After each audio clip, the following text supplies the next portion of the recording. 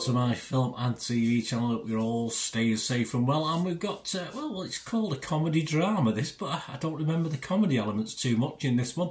Dramedy in the old days, isn't it? But yes, it's a bit of an unfortunate thing to say with a comedy, because this is about euthanasia. Yes, so but it's not really dark humour, so I'm a bit confused. It's more, for me, it's more a drama thriller, I would say, because it does sort of change tack a little bit, but we'll talk about that. Anyway, we're going to look at a six-part British comedy drama thriller, but forget the comedy, guys. There's not many laughs in this, that's for sure. We're going to have a look at something called Truelove.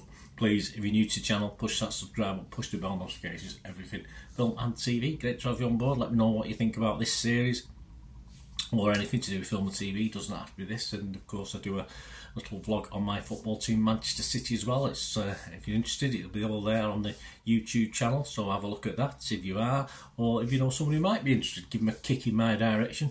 I'll be very grateful, and of course I will respond to any comments or give you a like if need be.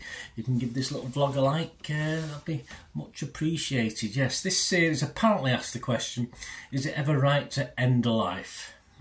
Created by Charlie Covell and Ian Weatherby for Clark and Well Films, and it premiered on Channel 4. You can watch it all in one go now. You can binge watch it. It's still showing as I'm recording this on the 12th of January 2024, but it premiered on the 3rd of January 2024, and I say all episodes are now available on All 4 or Channel 4, the More 4 or whatever it's called. I think it's called All 4, isn't it?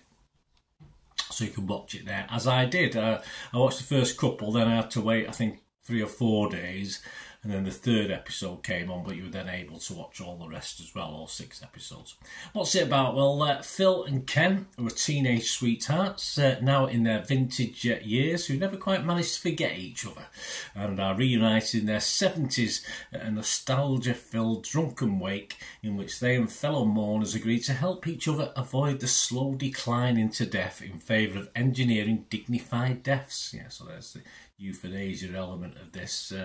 Yes, some I wouldn't say raunchy scenes, but yeah, for 70-year-olds. But of course, it's you know, you're never too old, are you? Or perhaps you are. I'm not too sure. This stars Lindsay Duncan as Phil, the main lady in this. Clark Peters as Ken. Sue Johnson stars, of course, as Marion.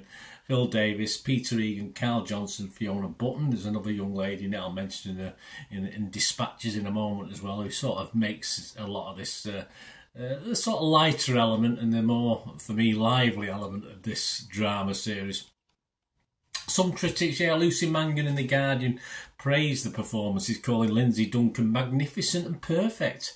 I thought she was a bit dry for me, Lindsay. She also praised Ian Weatherby's script as full of great lines, but also deft, dense and deeply moving. Yes, I'll go with the moving bits. There's 1 or 2 okay lines, I won't say great. I think Lucy liked it, didn't she? And Lucy's doesn't always wax lyrical about things.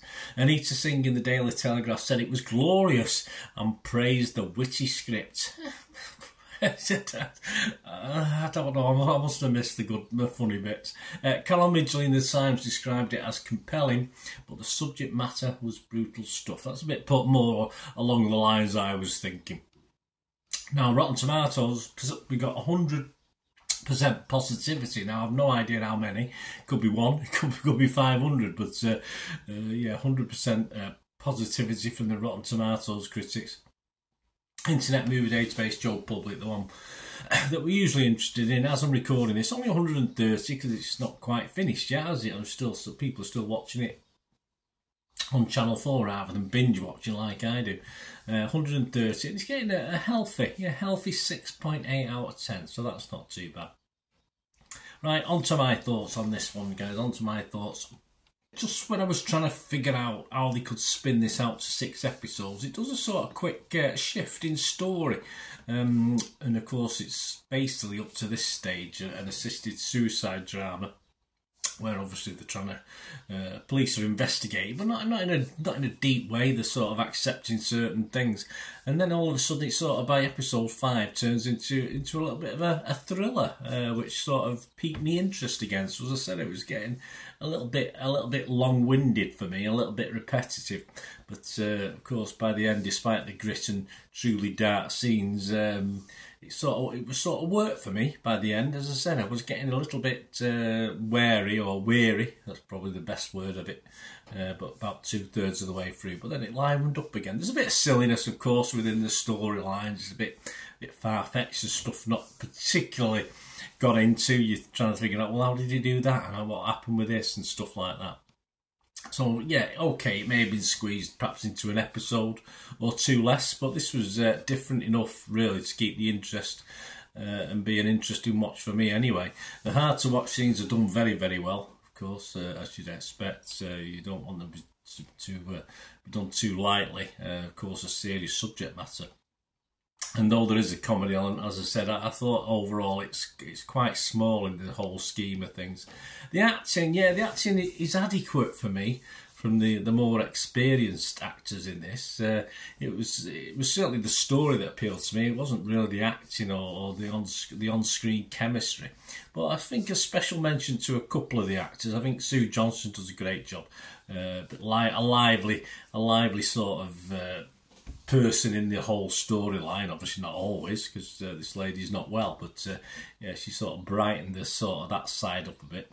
And of course, a special mention, we've not mentioned her yet before, Kiran Sonia Sawar, who plays a young, inexperienced PC, and does add a little bit of life to this, pardon the pun, of course. But yeah, so she's all credit to Kiran Sonia Sawar for helping sort of lighten the mood. And although, of course, as I said, it's serious, there's a serious size to our young PC as well. But yeah, it just helped the dourness of a lot of this series. It is a slow burn. It's a little bit laid back. It won't really appeal to younger viewers and younger watchers. I've seen some people quoting old people when they've done reviews, and you know, I don't want to watch old people doing this and all that. Not very nice, but hey, there you go. Yeah, you are old people, I suppose, but I think it will appeal to an older demographic, this as well, and be more appreciated by an older demographic. So let me know what you think, guys. I will, of course, yeah, I'm going to be fresh if it was Rotten Tomatoes. I'll be positive if it was Metacritic.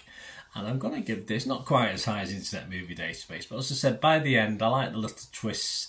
A bit silly, as I said, in parts. The storyline a bit, I wouldn't say unbelievable, but pushing the boundaries a little bit. So, yeah, I was very happy by the end of it. I was entertained over the 6 episodes. I look forward to each one. There was a bit of a cliffhanger at the end of each one as well, so kept me coming back for more. So I'm going to give this 6.5 out of 10. So that's my rating there for Truelove. Yeah, 6.5 out of 10. So let me know what you thought. It'd be great to hear from you. Till we meet again. That's one thing, don't I? Please stay safe, everyone. Bye for now.